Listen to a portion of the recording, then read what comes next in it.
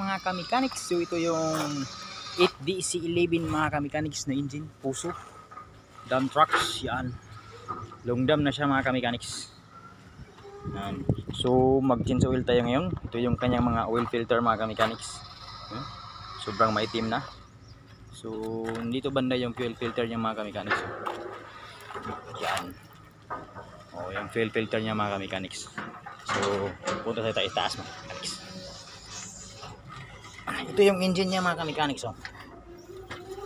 So B8 siya, 8DC11 mga ka-mechanics. Actually mga ka-mechanics, na-overhaul ko na to last 2019. So matagal na siya mga ka-mechanics. So naging subok na. Yan, yun yung 8DC11 mga ka-mechanics na engine, puso dump trucks long dump mga ka-mechanics. Maraming salamat.